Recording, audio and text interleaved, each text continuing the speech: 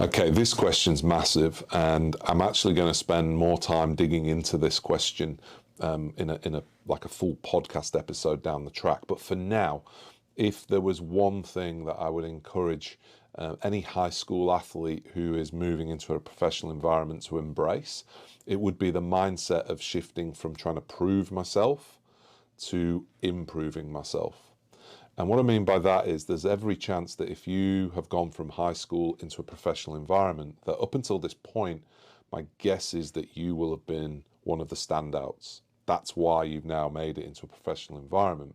The reality is, as you've gone from being one of the better players in your surrounds and in your environment, you're now moving into an environment where perhaps you're not one of the better ones. In a very real sense, you could be the worst player now in that environment.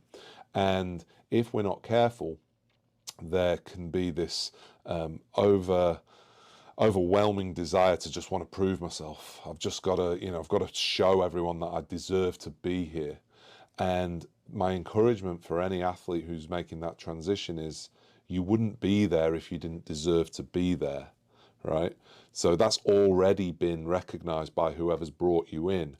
Now it's about showing that you belong there and that you can stay there by continually striving to improve.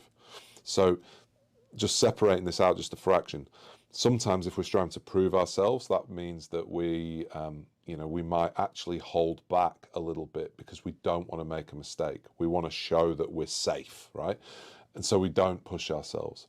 We can sort of shy away from asking a question if we don't understand something because, I want to prove myself. I want to show the people here that I've got it all together. So I won't ask a question, even though I'm sitting there going, I don't quite understand the play, or I'm not quite sure of what the technique is.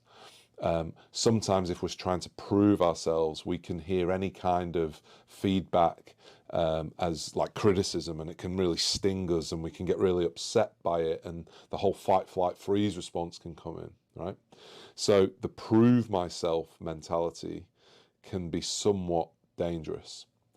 If we can substitute that out with improve myself, then all of a sudden asking questions is the only way we're going to improve.